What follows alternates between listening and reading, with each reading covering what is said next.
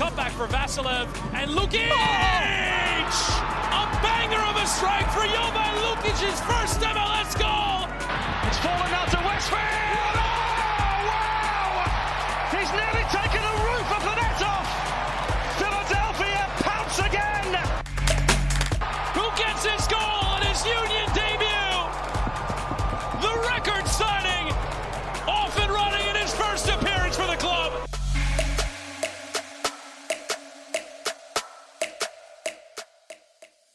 Hello and welcome to the Free Kick Podcast. My name is Todd, and we're 72 hours away, Jose, from the first Philadelphia Union game of 2026, or I should say the first official game of 2026. And it's a little bit weird to me, Jose, thinking that the Union start the season on the road in CONCACAF Champions Cup, and then they start the season on the road in MLS going down to DC. And so we won't be back to Subaru Park until not this week, but the following week for the second leg of CONCACAF Champions Cup. And then they open up at home against New York City, the team that took them out in the Eastern Conference semifinals last year in MLS. But it feels like we never really had an offseason, Jose. I know we've said that a lot, and we were talking about it with our guests behind the scenes. And here we are, Jose, about to start yet again another season of MLS and CONCACAF Champions Cup for your Philadelphia Union fans.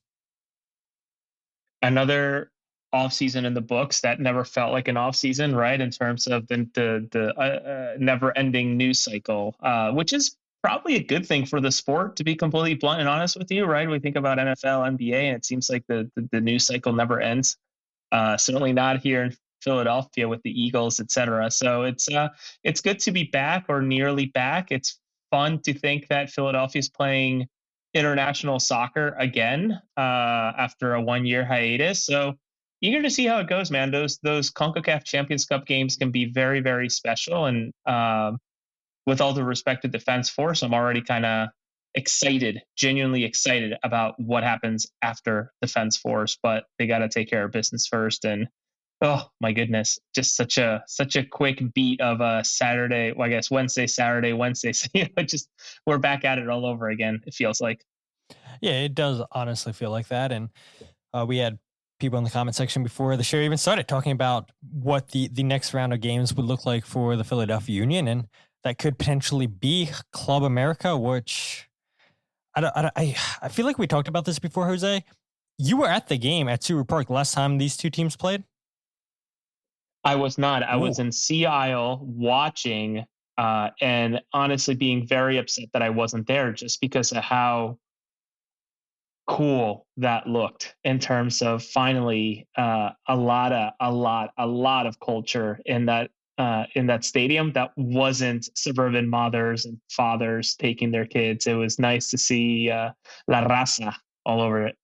Yeah, it was incredible scenes, and I don't know if an atmosphere like that will be topped ever again at Subaru Park, just because of all the Club America fans and then storming the field. And I mean, all you saw was a sea of yellow, so it would be cool to get an atmosphere like that again. And I haven't watched really a ton of Liga MX this season, but from what people have told me, that this is a pretty weak Club America team compared to what it was back in 2021. So yeah, Philadelphia Union have to take care of Defense Force and before they can worry about Club America. But yeah, nonetheless, super excited for the season to get going. Just like I'm super excited to bring on yet again a returning guest of the show, Daniel Solana. We brought him on last year to talk about the news with Philadelphia Union signing Bruno Damiani from Nacional. And now here the Philadelphia Union are signing 2 more players from Uruguay. And who better to bring on than Solana? Solana, thank you so much for joining us. How are you doing tonight? I'm doing great and keeping warm. Probably not what you guys are doing up north, but it's great to be back here with you guys. It was fun last year when I joined and we talked about Bruno Damiani, and I'm super excited to talk to both of you two guys who I respect in the industry, and I love watching your guys' show. So I appreciate you asking me to come on. Yeah, exactly. And Jose and I mean, we talked about this, I feel like a couple of weeks ago, that, there's not many people, not to give you a huge ego or anything, Solana, but there's not a lot of people, I feel like, in the MLS sphere that's covering what's going on down in Uruguay. And we said, who more knowledgeable than Solana? So, yeah, again, just thank you so much. But let's go ahead and talk about, I guess, the signing that was announced first by the Philadelphia Union. That was Philadelphia Union announcing the signing of center back Geiner Martínez from CA Juventud until 2027, 2028, plus 2 club options. I guess first thing I'll get out of the way, and he's a 23-year-old center back from Colombia playing in Uruguay, and he's had an interesting career helping Juventud get promoted and then qualify for Copa Libertadores. When you look at a player that has had such an interesting career as himself, what would you say his reputation was during his time in Uruguay? Well, he's your prototypical modern center back, right? But he's got that old school Uruguayan league grit with him. He's a tall guy at 6'3". He's physically imposing and he's dominant in the air, which is really, really good in MLS because you know how physical and how crazy this league can get in the defense. But really what makes him a perfect fit for this league is the intensity that he plays with. He doesn't just defend. He really tries to hunt the ball. And he's really comfortable in a high press system, which is exactly what you guys play right now. And I think that's exactly why the Union targeted him. So I think it's a fantastic signing. He's going to help out the back line extremely well. And I think he'll slot right in and he'll have a fantastic season for you guys. I think on my end, what's really interesting, and Todd, I guess the way I squared away the move away from, helping a team progress through the pyramid to the point that, the team's now playing in the Copa Libertadores, is that maybe he was a player that they needed to cash in or a player that they needed to move because they needed to upgrade in that position. From the short time that I watched, and Solana, I want you to sort of make me a liar. It seems like he's just physically imposing, and it's really going to come down to him being more of a cleanup type of guy in terms of the way that Philadelphia plays, that once they get the ball forward, they sort of just really rely on 1 or 2 players to, if they have to, make these tactical fouls, right? Where he's very much going to be smothering attacks rather than starting them or anything like that. Yeah, so I mean, he's used to playing in the Uruguayan league, like I said, which is an extremely physical league, and he's used to covering guys who are, would do great things in MLS. In Nacional, you have Maxi Gomez. In Peñarol, you have Matias Arezo, 2 big names in Uruguay. But there's also a lot of other forwards that he's covered while he played for Juventud. You both mentioned that he basically, did big things for them when he was there at Juventud. He was part of their historic run. Also, he also was part of Central Español's promotion. So he was on a team that was promoted 2 years in a row with Central and then with Juventud. And like you mentioned, Jose, Juventud this year playing Copa Libertadores. Earlier this week, they had their away game. They had lost in Uruguay. They picked up that win 4-3 in Ecuador without Geiner. But Geiner was a person who really earned his stripes in the trenches, right? He didn't just walk into a big club, and he was, like I said, instrumental in the 2 consecutive promotions. And so in Uruguay, we see him as a winner. And he's got that rare distinction of helping Juventud qualify, like you said, to the 2026 Copa Libertadores before turning 23 years old. And because of that, he's a player who's extremely respected in Uruguay for his maturity and the way that he plays. I'll go ahead and throw a question your way, actually, from the chat, Jose. This one comes from Drew Hartman. He says, do we think the U brought in starting depth at center back, planning in a MAC transfer soon? What are your thoughts on that, bringing in Martinez to eventually replace Martinez, Jose? Martinez to replace Macanya, I think is what you meant. Yeah, sorry, my bad. Yeah. No, you're good. I was like, Martinez replaced Martinez. Like, the Union did not bring him back, did they? Not yet. No, not yet. Listen, I think Macanya, as I understand it, over the past year or two has received, the team has received a lot of attention and has received a lot of fielding of questions in terms of his availability and what it would take to get him away. I would say the same about a lot of other players. Even I'm sure the Bruno Damianis of the world received the offers to maybe double, if not triple, the money that the Union paid for him, just because, sure, in the score sheet he didn't score, 25, 30 goals, but it's quite obvious what he can bring. With Macania as a defender, you don't have to look much further than that in terms of the way that he handles himself, etc. So when it comes to this being preparation for a potential sale, I can't imagine that Philadelphia does anything during this window. Maybe post World Cup or going into the World Cup, potentially there's something, potentially, just depending on what happens in Europe, right? Who wouldn't want a 20-some-year-old kid from South Africa that has the talent the way that he has? And I kid you not, I really do believe that the success that Kai Wagner is having in England right now is really opening up the eyes of other teams across that continent of, oh, shit, Philadelphia has players and really good players that depart. I think of Olwethu, I think of Frankie Westfield as two prime targets for teams to pick away in the championship. But Macania-wise, I don't think it's imminent, but somebody could show up tomorrow with a Brinks truck to the Philadelphia Union to Chester, and maybe the Union changed their mind overnight.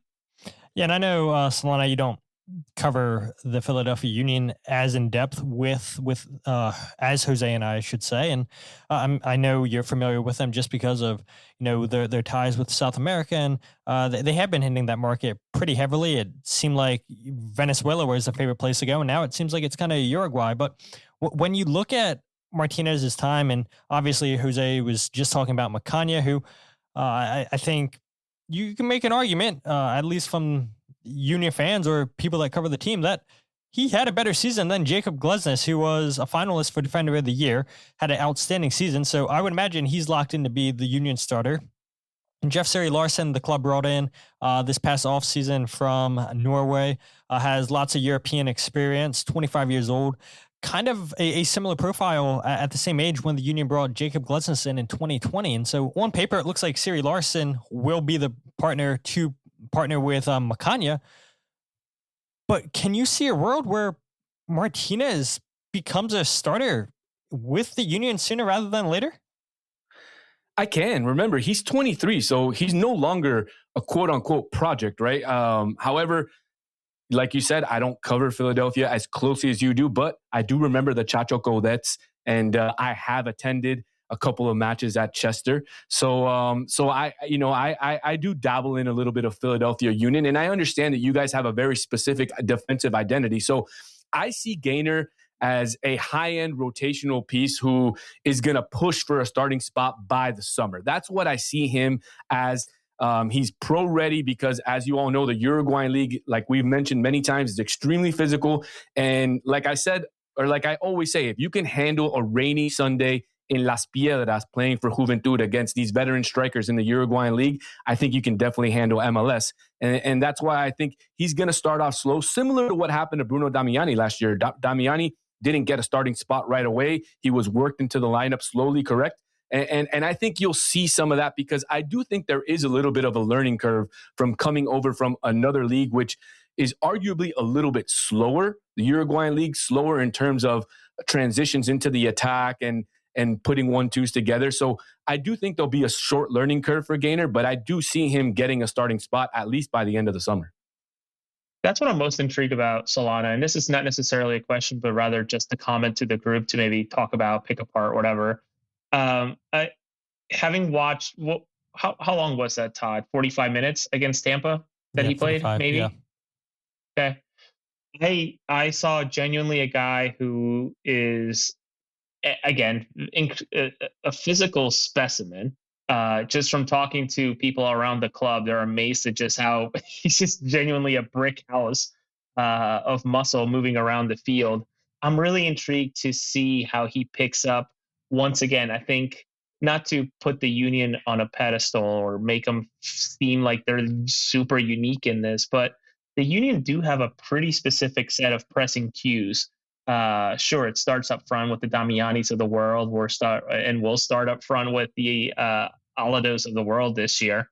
But I'm really intrigued to see how Martinez sort of adapts to these very specific moments where he needs to go forward to close something out versus, sitting back and then smothering something. It's going to be really interesting to see where his physicality and his brain can sort of meet at the same time rather than having to rely on just physicality.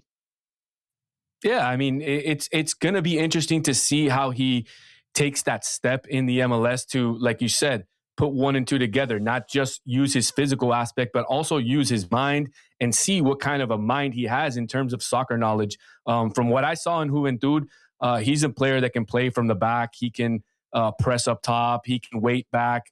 He can play really any sort of defensive style. And so, again, other than the short learning curve that I think every player has coming to MLS, because it is a different league when you compare it to other leagues. Like I said, I think he's going to be fantastic for you. I think he's it's really interesting to see how you guys are going after these players in Uruguay, players that nobody really have. Not necessarily heard of, but that don't have that big name. Like, for example, Inter Miami, who I cover, goes after always the big name and who can they get that could be a star. And I like the fact that Philadelphia doesn't do that. They go after these gritty guys. They go after these guys who can, be very physical and play the style of play that Bradley Carnell wants to play. And like we've been talking about, these first 15 minutes, Geiner Martínez is exactly that person. And I mean, I'm a little bit jealous, to be honest with you. I would have liked Geiner Martínez to be on Inter Miami. I think he's that good of a player. I think he's good enough to be, an all-star in this league if given the right tools and coached the correct way. And look, like I said, I'm jealous. I like this guy, and I would have liked this signing for Inter Miami. I often wish, Solana, and maybe you're along these lines too. I know, Todd, not to speak for you, but I think I can in this specific topic. I wish that the league did a better job, and I know Miami does it more than other teams because they can cash it and they should cash it in, but I wish there was a mandatory stream for every single game, whether it's MLS or MLS Next Pro, meaning preseason. I wish there was a mandatory stream. Because as I understand it, per sources, Martinez was involved with the Union 2 match against Rhode Island, and it wasn't a pretty scoreline. But that's where I wish I could see more than just a highlight tape on YouTube, right? Where you see all the shining moments. I want to see him when he fails too, right? Because if it was a 5-1 game against a USL team, as I understand it, I want to see those scorelines. I want to see what went wrong, because they're obviously putting some weight behind him, meaning a long trajectory for his growth. And I just wish there was more film on him. It's hard to get anything, at least the physicality of USL for sure. Would Philadelphia Union fans be willing to pay for that stream? Because I don't know if you know, but for Inter Miami, it wasn't free. You had to pay $10 for, it was either $4.99 per game or $9.99 for all the games in the preseason. So I think if Philadelphia Union fans would be willing to pay, that's something that they should talk to management about and see if they could stream those games. Because I agree with you, Jose. It's extremely important for the fans to see their team play, whether they do well in preseason, whether they struggle in preseason. You want to see what's going on and not just get those little clips, like you said. So if they're willing to pay, I think it would be great. If it was free, it would be even better. Solana, you're talking to an idiot who gave a team in where's the Nordsjælland, Todd? Where's that from? What team was that from? Denmark. Okay. I gave a Danish team $5 to watch a 90-minute game, whatever it was, 120 minutes.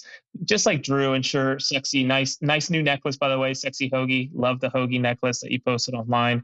I would genuinely give $10, right? And I even pitched this to Todd in a different episode. The Union are fairly philanthropic when it comes to their work with the Philadelphia Union Foundation. Shit, I would pay $15 if you told me that 10 of them went to the Philadelphia Union Foundation and keep the 5 as, whatever, pay the bills. And they have an app. They have all this other nonsense that they just got to marry the two. But who knows, man? I know we've been screaming from the rooftops, but I'm excited to watch this guy, man. So much to sort of figure out. And I almost wonder, Todd, defense force out in TNT, maybe not a bad spot to start him, just to, you know, a lower quality team, with all due respect to defense force, in a gritty setting in Trinidad and Tobago. It seems like it's a good situation to throw somebody like him out there and just sort of, you know, continue to build that bond. Yeah, I agree. It's not a bad shout, Jose. And I'm imagining that we'll probably have a press conference Tuesday from Bradley Carnell. Maybe we get surprised and have a Monday press conference before the team heads down to Trinidad and Tobago. But before we switch from defense to offense, a question here in the chat for you, Solana. Jazz says, can Geiner flourish on the left? So I think he can play on either side, and in Juventud he played on both sides. It just depended, you know, the matchup. It depended who was available on the back line. So he's ambidextrous. He can play with both feet, and I think he can flourish on any part of the defense, as long as he, again, there's going to be a little bit of a learning curve. The Uruguayan league is different. It's very physical, but it's different than the MLS. The MLS is a lot faster. It's quicker. The pace is a lot faster than the Uruguayan league. So I think he's going to have a little bit of a learning curve. He might have a little bit of trouble with some of the faster players, knowing that he's so big and he's so muscular, and it might be again a little bit tough against faster players. But I think if given the right time, if given enough confidence, I think he's going to be able to flourish, whether it's on the left or on the right. And I'm with Jose, man. I might start watching some Philadelphia Union games. You guys have more Uruguayans than anybody else in the league, and I might have to change my allegiances. We'll see. Hey, the Union are definitely not in any place where they can start turning fans away. So I'm sure people in the front office, whoever's listening, will take all the fans that they can get. But like I mentioned, let's go ahead and switch from offense to defense. And the Philadelphia Union go once again to Boston River, sign another forward back-to-back seasons now that the Philadelphia Union have done this. They signed Bruno Damiani last year, which was then a club record fee of $3.4 million. They obviously break that record this season, signing Ezekiel Alado out of Sweden for $4.5 million. Reports out there that the Philadelphia Union paid anywhere between $2 to $2.5 million for Agustín Anello, signs through the 2028-2029 season with club options for the 2029-2030 season.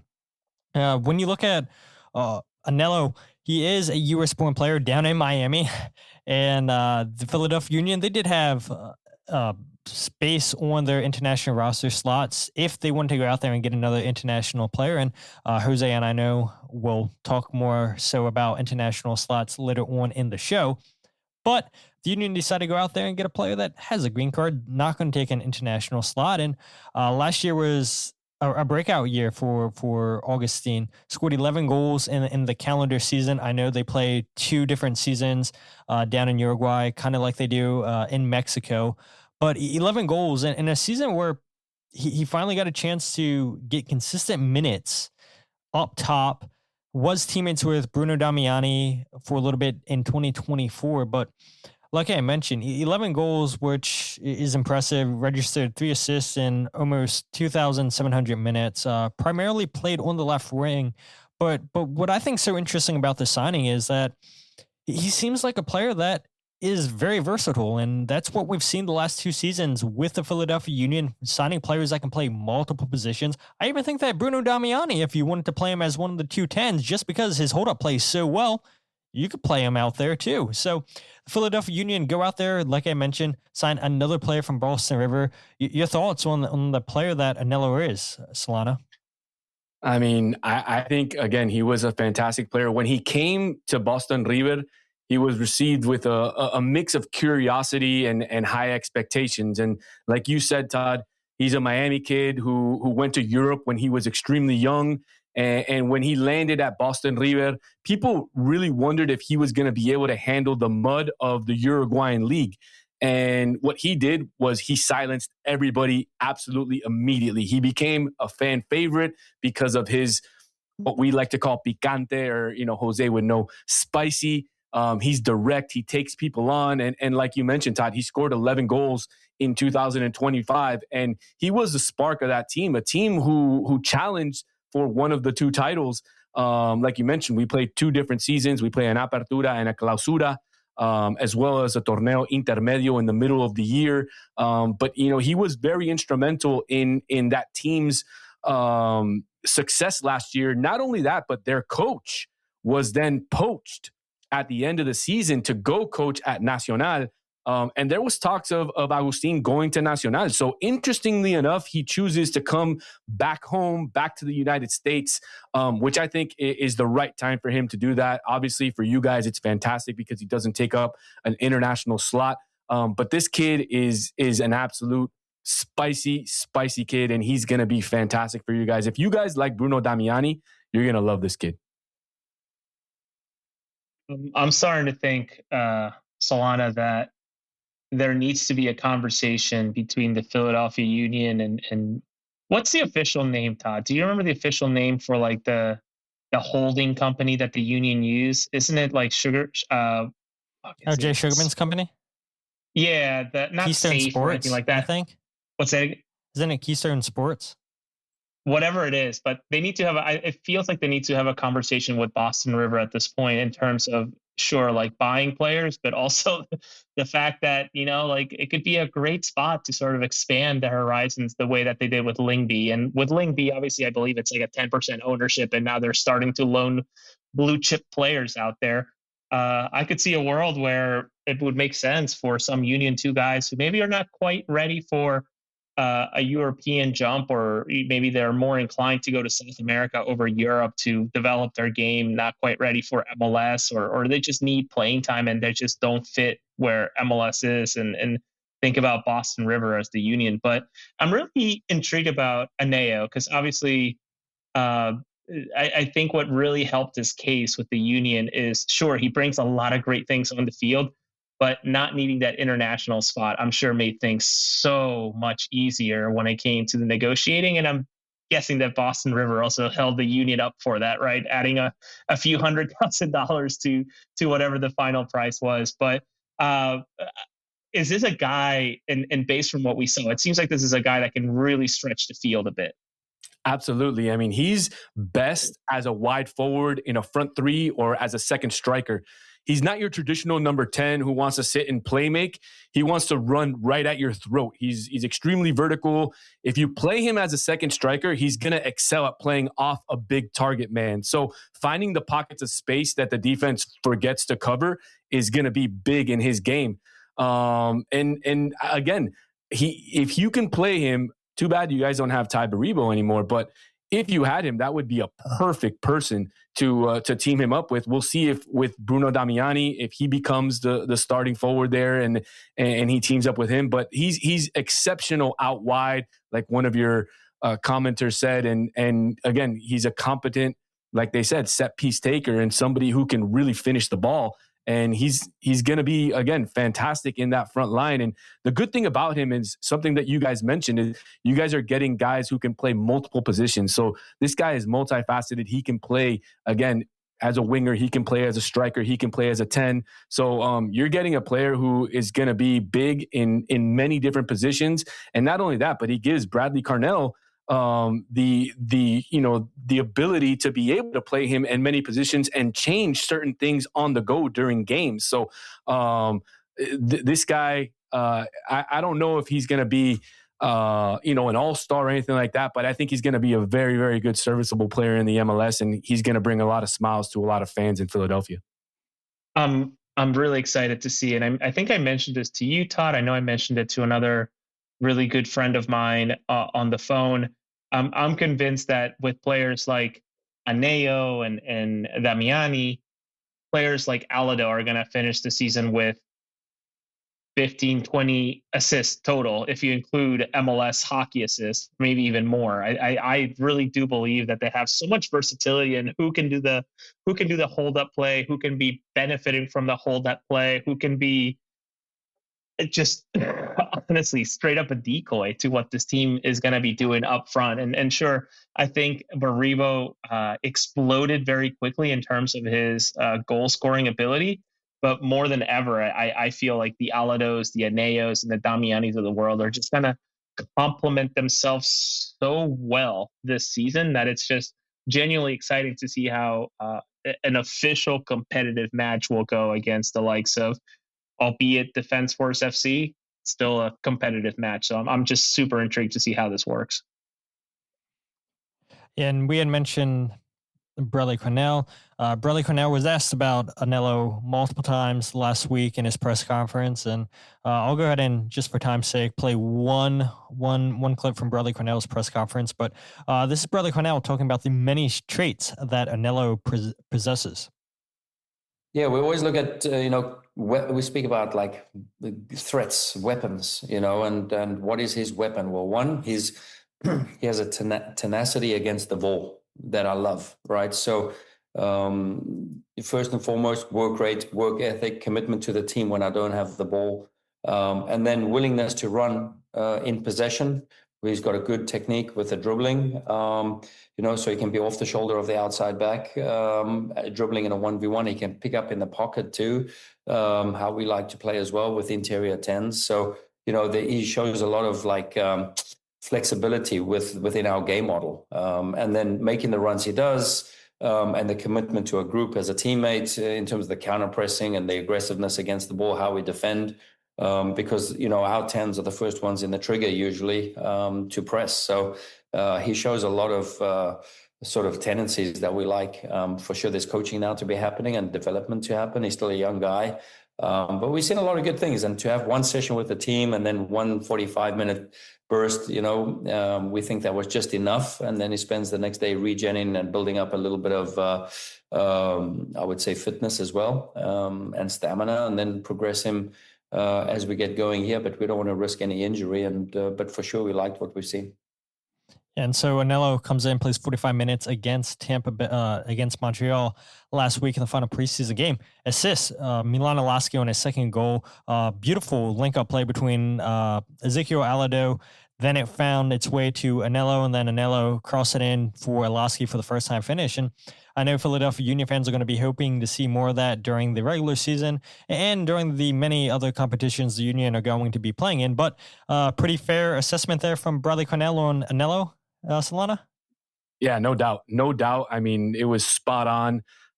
He took the words out of my mouth, essentially.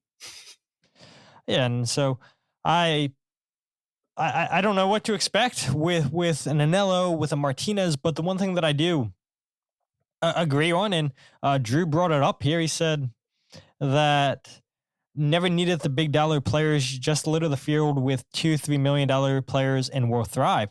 And this is something we've heard from Union fans for years, Jose, saying that, just spend $2-3 million. You don't need to go out there and spend $6-7 million on one player. But if you buy multiple players for $2.3 million, that would be a comparable team. That's the type of players that you need to be going out there and signing. And yes, we may not know where his roster designation is going to be. Anello, I would imagine Martinez is probably going to be a TAM. I would imagine that Anello's is probably going to be a TAM. He's 23 years old, so he won't qualify for that U22. No way the Union are paying him as a DP. I would imagine it is a high TAM. But yeah, this is the type of the signings that the Philadelphia Union fan base has been wanting for years, Jose. And the Union have had, at least on paper, a terrific offseason. I don't, at this point, I don't know what else to say, right? In terms of the only way, and I think it was our good friend Sexy Hoagie, great friend of the show, number one fan, I would even argue, that she wants $10 to $15 million players, right? And the reality is that that's not happening until there's new ownership. And the reality is that I think of Alate La, I think about some other players across the league last year that had these unbelievable price tags. My part-time employer decided to put some of these guys on a pedestal ahead of the season. And next thing you know, they're not coming up on a single headline that's positive because, they're costing so much money and not doing a hell of a lot. So I think more than anything, not to say that the sport can be narrowed down to playing Football Manager, but that's what Philadelphia does in a way, right? It does so well in terms of finding these hidden gems and just sort of making the best out of them. And once again, we've said this line many, many times. there are only 3 or 4, maybe 5 teams across the world that are buying clubs. Selling clubs, buying clubs.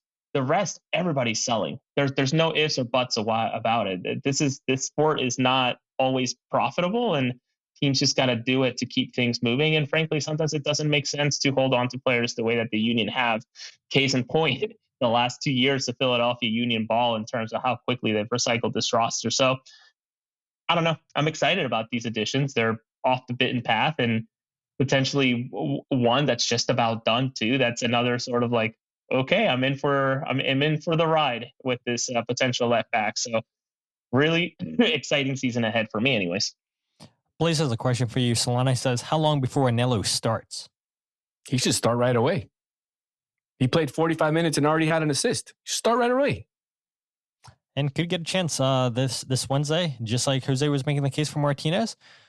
Could you go out there? Bruno Damiani, again, we'll talk about him later on the show, but he's missed the last 2 preseason games because he was back in Uruguay, because he's in the process of obtaining his U.S. green card, which again opens up an international roster slot for the Union, which not that they necessarily needed the spots open, but as you and I talked, Jose, maybe the Union can go out there and sell one of those slots and bring some gammon. But before we let you go, Solana, anything else you want to add, Jose, before I have one more question for Solana? No, I don't have anything to ask. If anything, I'm unbelievably thankful that you're able to hop on with us on the drop of a dime whenever, and as it continues to feel on a yearly basis with all these Uruguayos who are coming in and just blessing the Union with a little bit more culture. So I appreciate you. And that's exactly where I wanted to take my final question to you, Solana.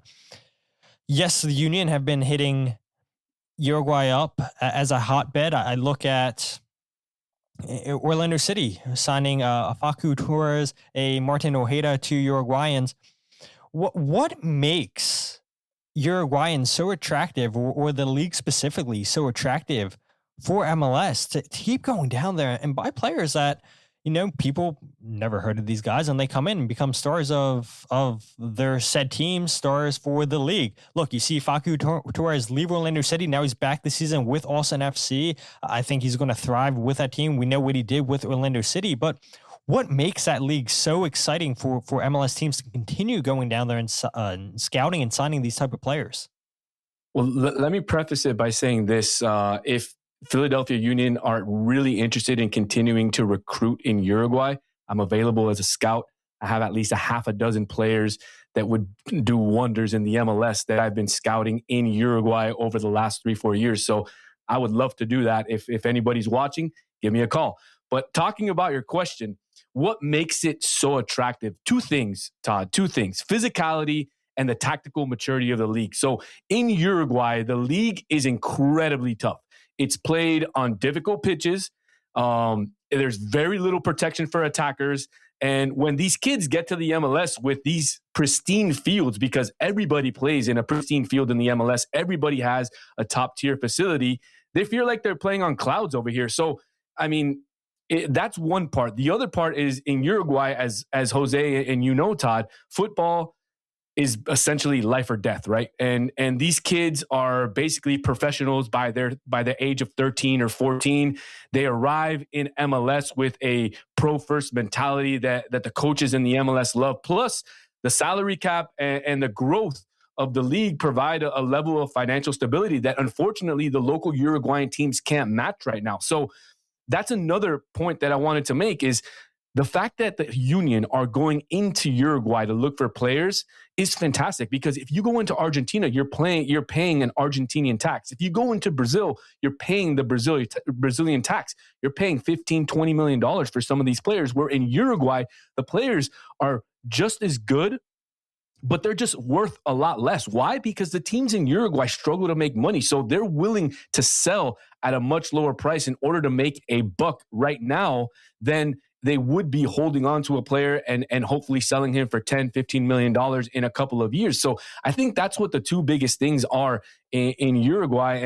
And I love the fact that little by little, more teams are starting to go into Uruguay. They're starting to scout some of these smaller teams because, as you know, Before, it was only Nacional or Peñarol. Now, scouts are at every game, Defensor Sporting, Boston River, Juventud, and they've realized that Uruguay is, by the way, the number one exporter capita of talent per capita for a reason. And that basically says it all. Yeah, absolutely. And as Jose said, so grateful to have you join us here for about 39, now 40 minutes on the show. And I said at the beginning, who better to bring on to talk Uruguayan football than Solana himself? But for our listeners that maybe are just hearing about you for the first time, where can they go ahead and follow you on social media? You can follow me at Dice El Dani on all my social media platforms. I'm also, I don't know if you guys saw, but I'm wearing the 2026 Uruguay jersey. I got that as a gift for Christmas. So I'm hyped, man. I'm hyped for 2026. I'm ready for the MLS season to start. And I'll be rooting for you guys. Obviously, I'm rooting for Inter Miami, but I really want to see Bruno do well. He's a former Nacional player. I would love to see Agustín do well. And obviously, Geiner, even though he's not Uruguayan, he's representing the Uruguayan league out here. So I'll be rooting for you guys. I'll be keeping an eye out on you guys this season. And maybe when we play each other, you guys can bring me back on, and we'll get to talk a little bit. Yeah, absolutely. And maybe it happens in the CONCACAF Champions Cup. Maybe.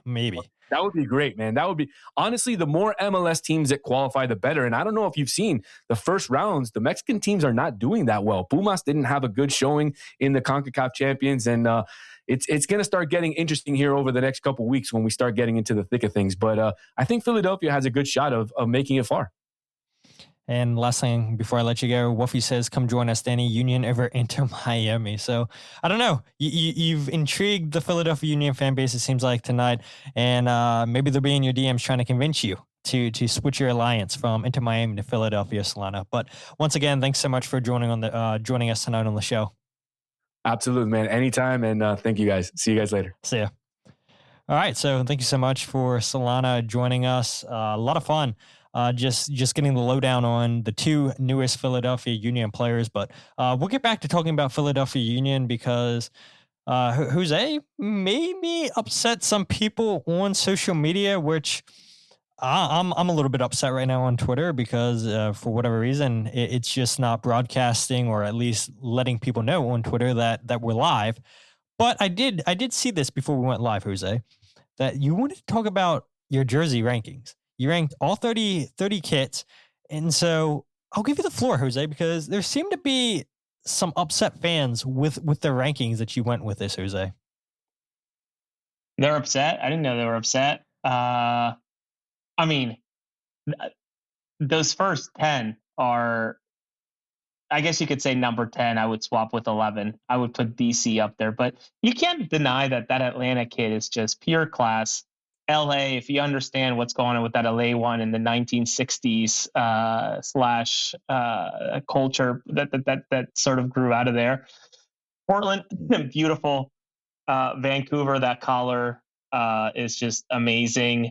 I love the pop of Seattle. Plus, I'm a Seattle stan, not the sport, but the city. Chicago, I think it's just classy. I mean, I don't know what else to say. What were people upset about?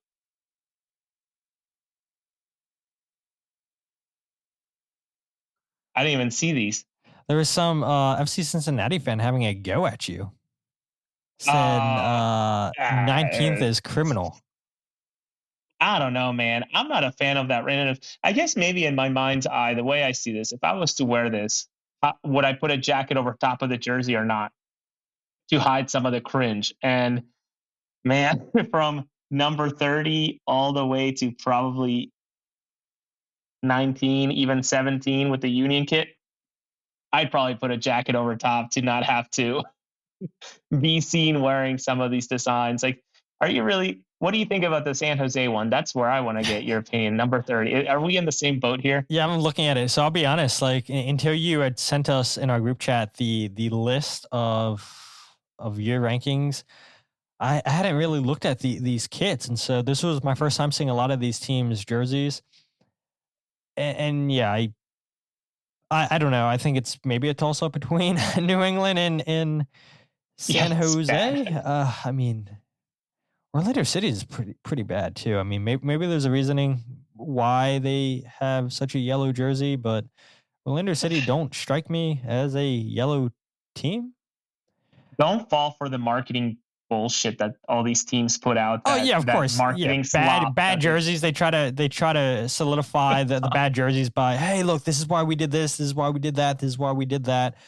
But yeah, I think for me, I mean, again, just quickly glancing at it, it's probably a toss up between New England and San Jose. I mean, horrible jerseys, really, really bad jerseys. Looking at your top 5, I mean, I can't really argue against any of that. Maybe I would put Charlotte's in my top 5. I mean, that's a pretty clean kit. Seattle, I feel like Seattle every single year, whether it's a home or away kit, always have something really, really good. I had saw somebody posted a picture on Reddit of the new Chicago Fire kit, and seeing that picture compared to the pictures that the team posted up, I was like, wow, this actually looks better than the pictures that the team released. And kind of like the picture and video that Mike Barrera posted of the Philadelphia Union jersey. I thought that, yeah, I mean, it's still not going to change my opinion. I still don't think it's a great kit, but it did look better in the video that Mike played of the Union jersey. And if I can find it here real quick, I'll play it on the stream. I'm sure Mike wouldn't mind that. But yeah, I can't argue with a lot of these. A lot of them are bland, which isn't always a bad thing. Dallas's like 18th isn't bad either. Yeah, I was going to say, I feel like the LA Galaxy is the same jersey I've seen for the past 5-6 years in some way, shape, or form, right? Or I feel like I've seen this style of LA Galaxy shirt at least 5 times in all the years that they've been around. Where I think I was maybe a little harsh is Toronto. I could see the Toronto shirt maybe going a little bit higher. Probably higher than the Union, to be honest with you. I'm not very fond of what Philadelphia did with their jersey this year. It reminds me of something that, with all due respect to the creative collective that puts together these jerseys, at least the Philadelphia side, I'm not buying the whole slapping together different images and calling it a kit. I would have thought they had a little bit more than that creatively. Yeah, I mean, I said it before when we talked about it last week. Like, I wouldn't mind the Union's jersey being a special kit, a third kit, but a primary kit that you're going to wear the next 2 seasons. Yeah, I don't know. It doesn't really do it for me. So I'll go ahead and play this video that Mike posted of the jersey. Hopefully this comes out clear for you guys. But yeah, I mean, the video does look a lot better, and I don't know, maybe Mike has a career in videography. Perfect lighting for a home video. That I'll give him. I thought it was pretty damn good. And this is not a hype comment, but no shadows of Mike on top of this video on top of this jersey. And Val brings up a good point. Why is John Hancock's signature there? That's a good point.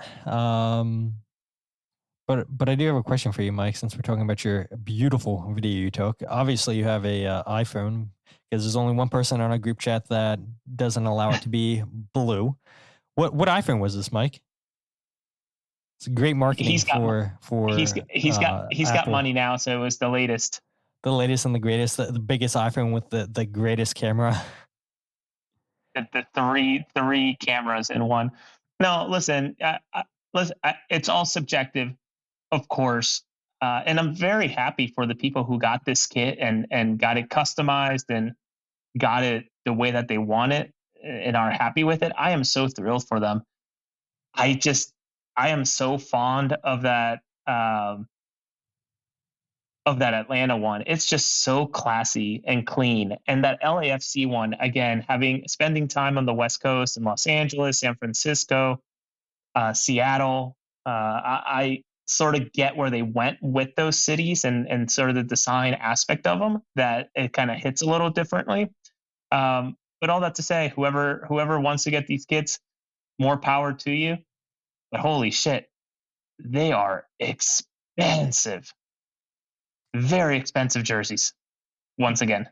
Yeah, and it's crazy, right? I mean, you look at the cost of what some of these jerseys cost to get from Europe. I mean, I know Birmingham City was taking off like $20 to $40 on their kit, and they were so half the season to play. You think MLS is doing that? You think these teams are doing it? Absolutely not. And yeah, it was pretty cool to see so many European teams do it. I think even teams in the Premier League too, at certain points of the season, start to go ahead and put their jerseys on sale. But it's not really the case with MLS jerseys. If you want if you want a jersey from MLS, you got to go ahead and find it on eBay. But I was trying to stall for time because I did want to give the Atlanta jersey its respect that it deserves. I mean, this is this seeing this picture of Full Jose.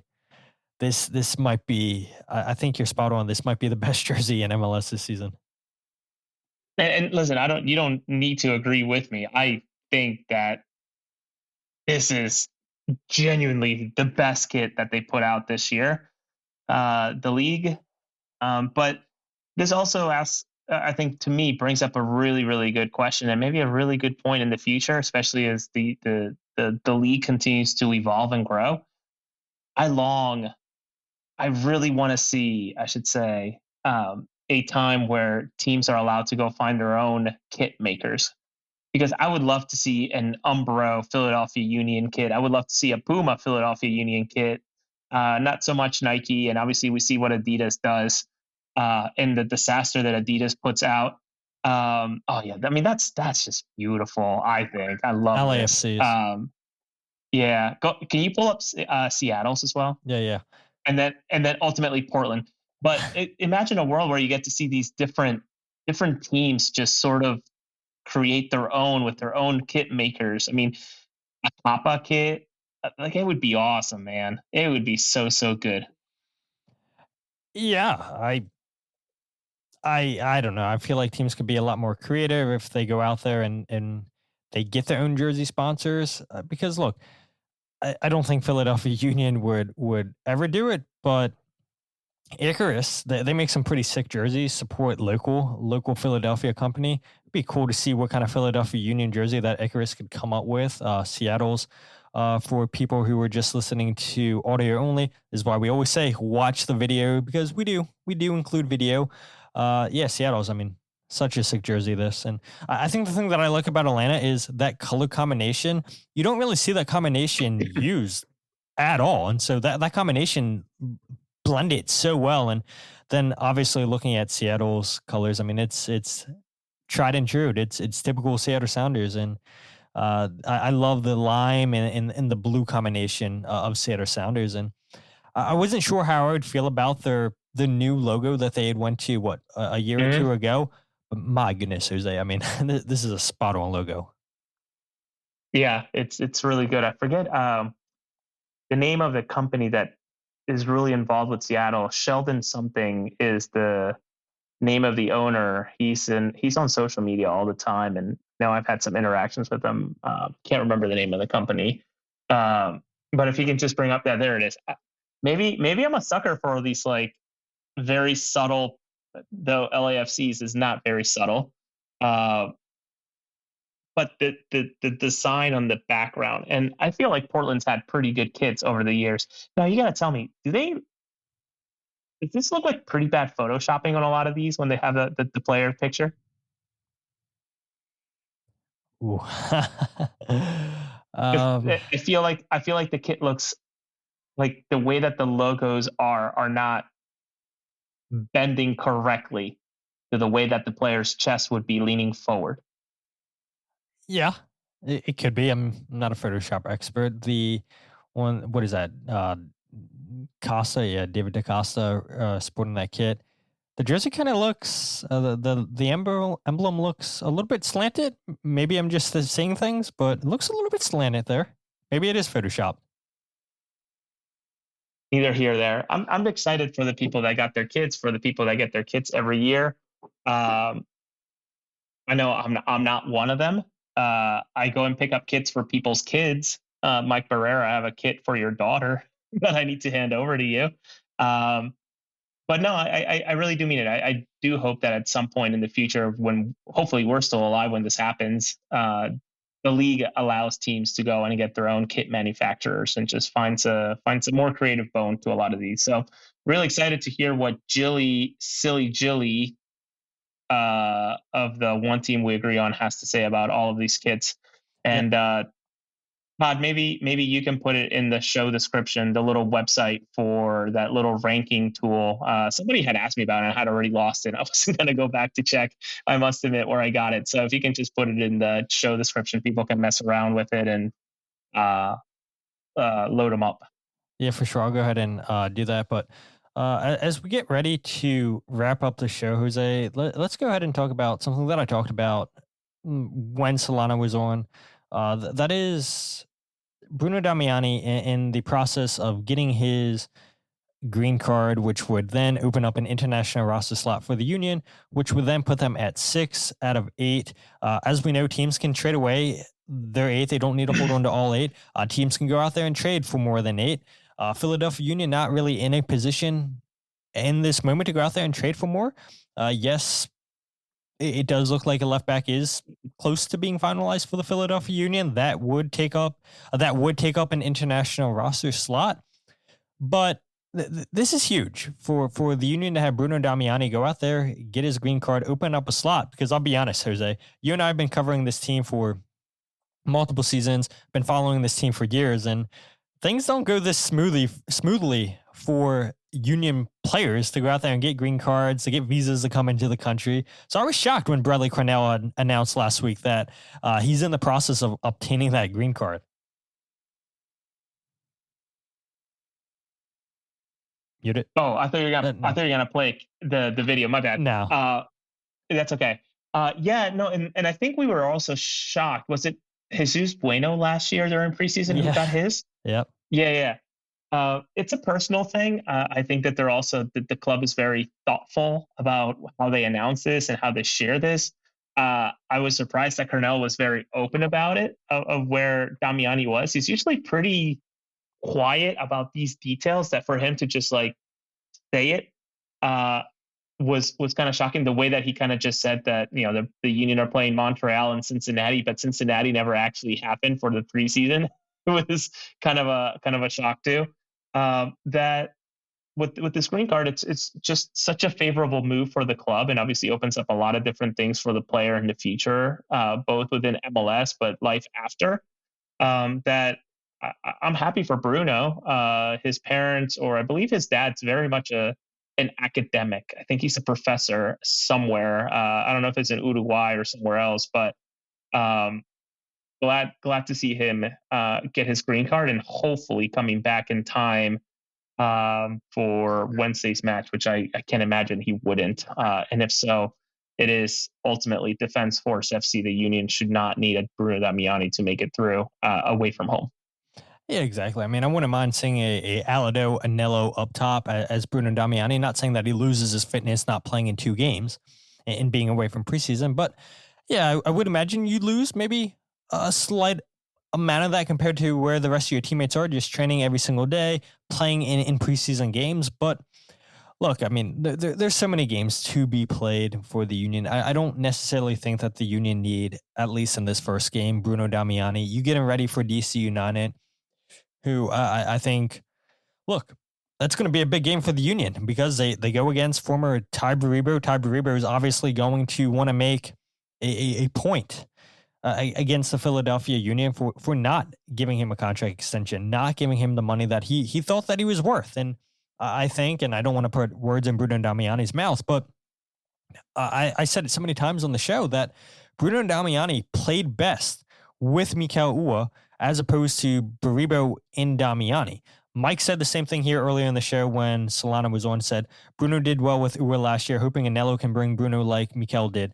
And I agree with that. But I also think that Alado could bring out the best in Bruno Damiani. So I think Bruno Damiani would want to go ahead and show not only, the coaching staff that he can be the striker that they brought him in to be last season, but I think maybe make it a point and show Ty Baribo that, look, yeah, we were a little bit similar. We made the same runs and everything. And you give me a player that fits, the mold of a Mikel Ua, I could go out and produce 10 plus goals, close last year with 7, had an XG close to 13.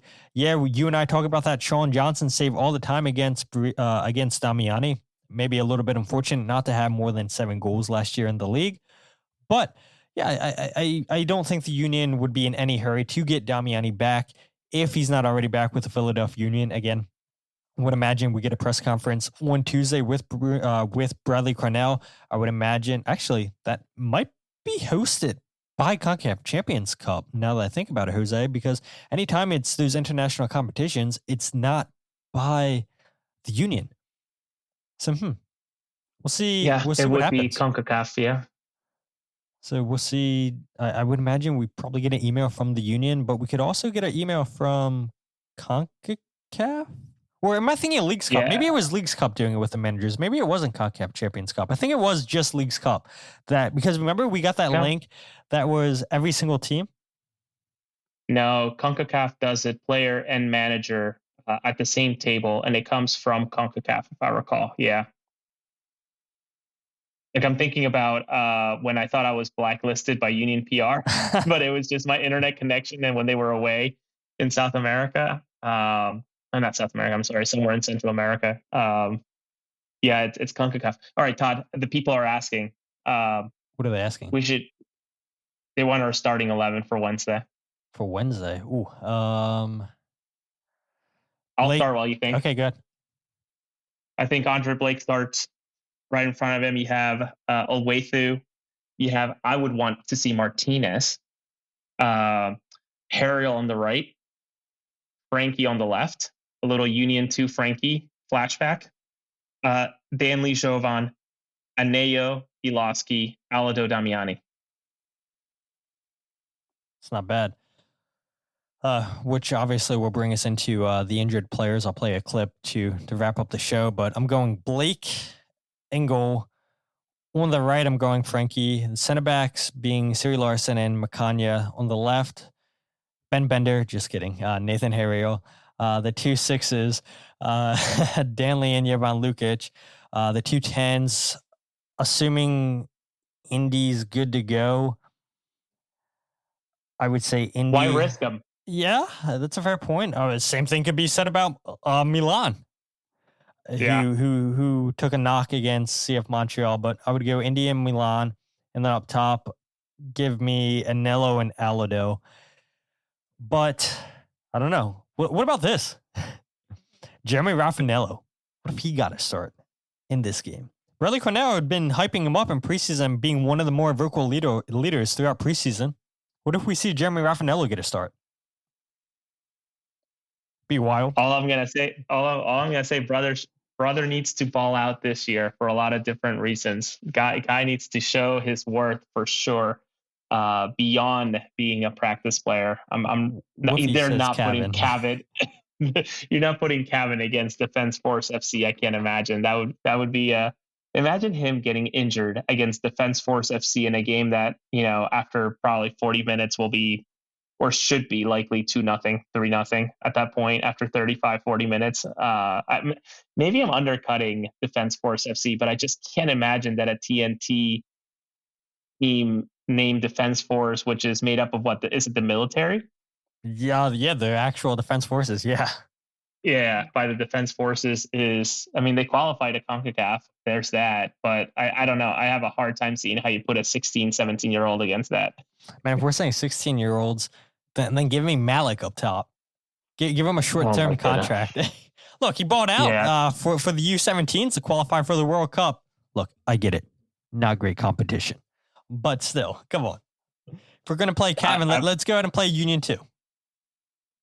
I'm also intrigued. I want to see Finn Sundstrom, somebody who a good friend of ours, Todd, had mentioned is a very, very, very good, was unbelievable in USL last year. Obviously, he was a runner-up for an award. I think it was Young Player of the Year for USL. He was the runner-up, or he was defender of runner-up of the defender. I can't remember what award it was in USL, but he had an incredible USL year, and I think the Young Player of the Year.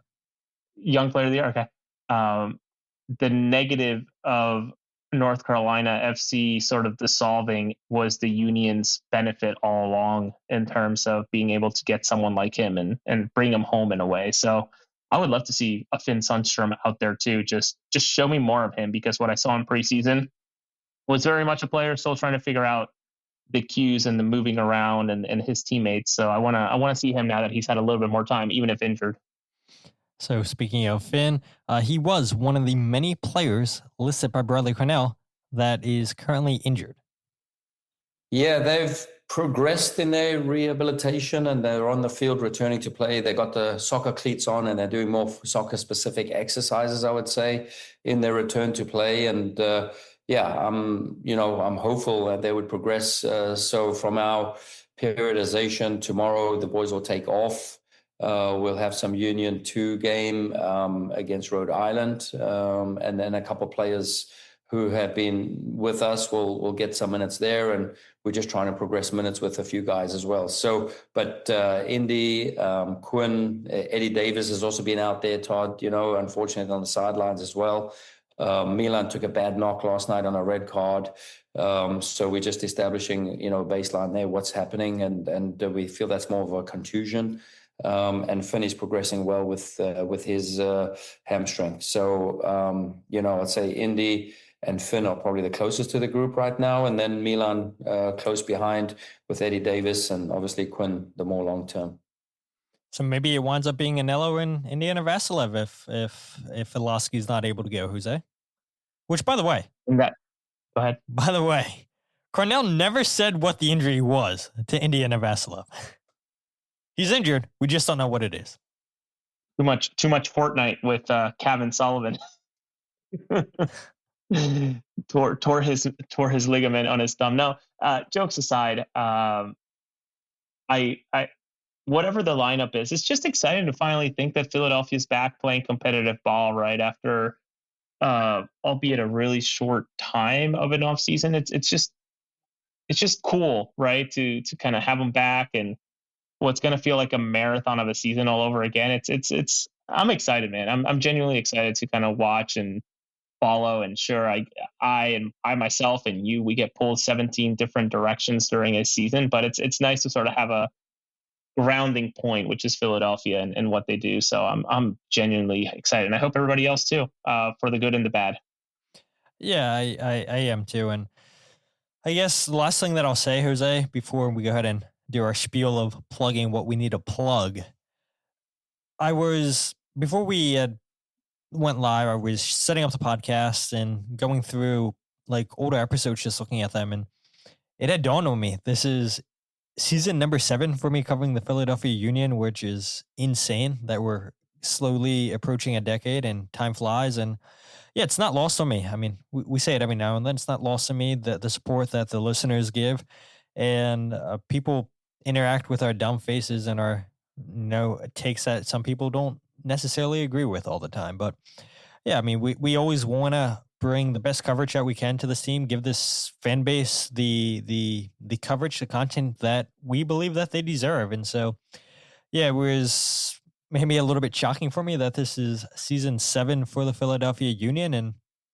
and just really grateful to be in a position to be able to do this, to travel as much as I do during the season, because I get it, right? That somebody like you, Jose, has a family, have young kids at home, as much as maybe you would have wanted to travel. There's other priorities. And so this fan base is just, I think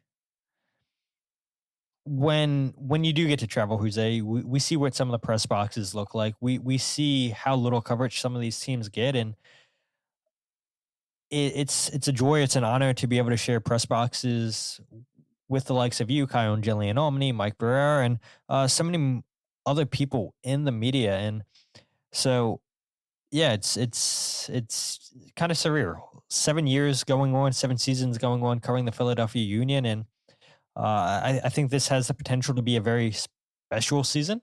I don't want to hype things up too much, but I do think that Union fans that maybe are a little bit upset with some of the moves that were made this year, getting rid of veteran players like Kai Wagner and Mikael Uhre, Ty Bribo, Jacob Glesnes, etc.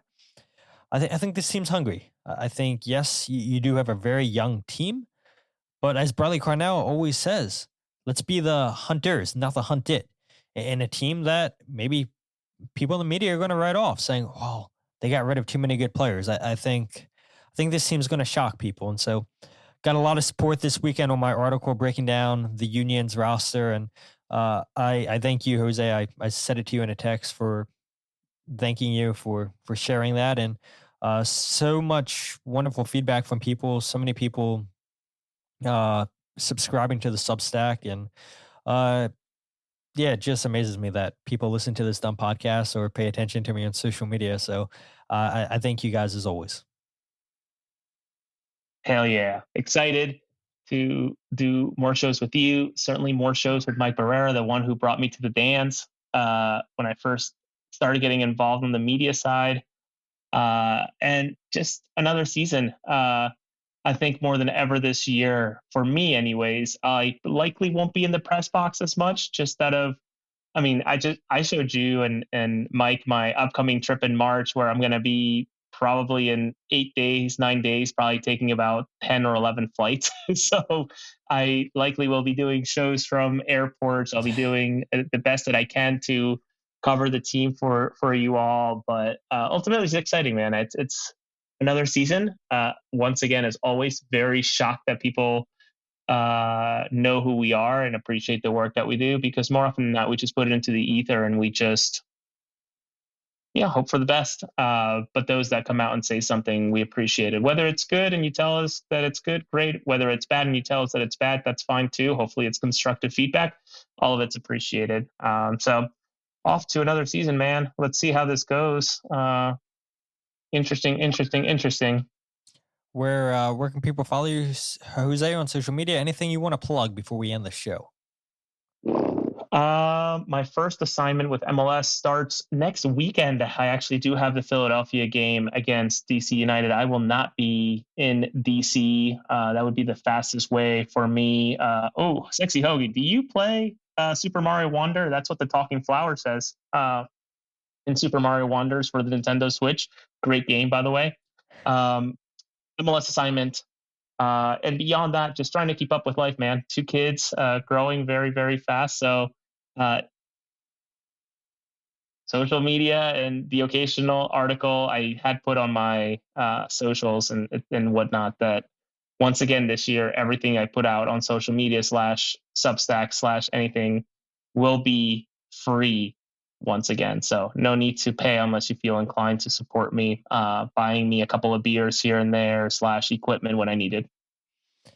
Yeah, and we are less than a month away for little Rafa. That's suddenly not little anymore. Big Rafa having a birthday. So, I mean, time flies by. And yeah, I looked at that in my calendar. I was like, oh, birthday coming up, 6 right there. And how many 6-7 jokes are we going to hear, Jose, at the birthday party?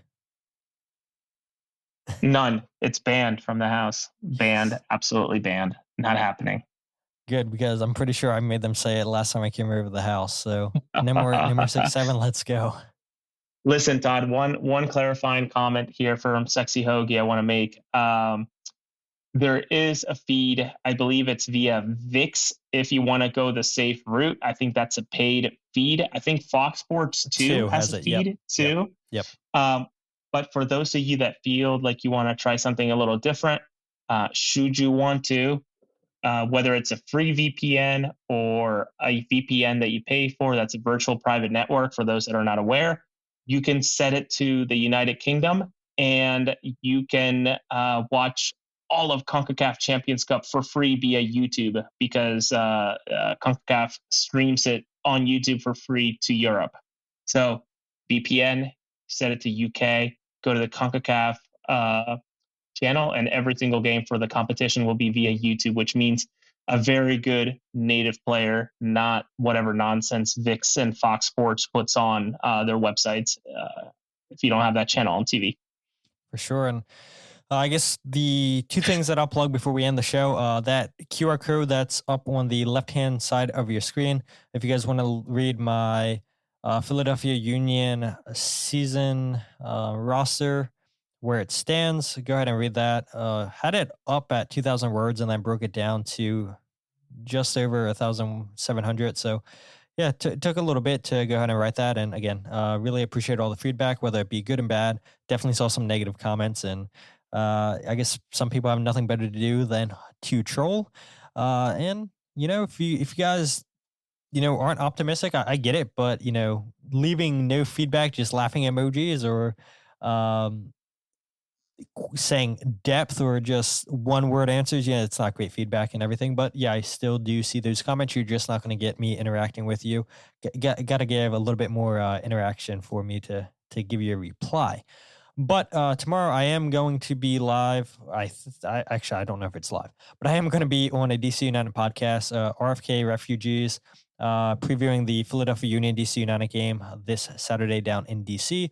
And so I'll leave a link in the show description for you guys once they post that. I'll post it on social media once that episode's live. But yeah, looking forward to talking Philadelphia Union, DC United. There will be a podcast at some point talking about leg 1 of the CONCACAF Champions Cup game. I know it's hard for Jose to show up multiple times a week, and I don't want Jose getting in trouble with his wife and kids. So it might be a solo show. I would imagine on Thursday, but we shall see. Yeah, maybe we have a guest.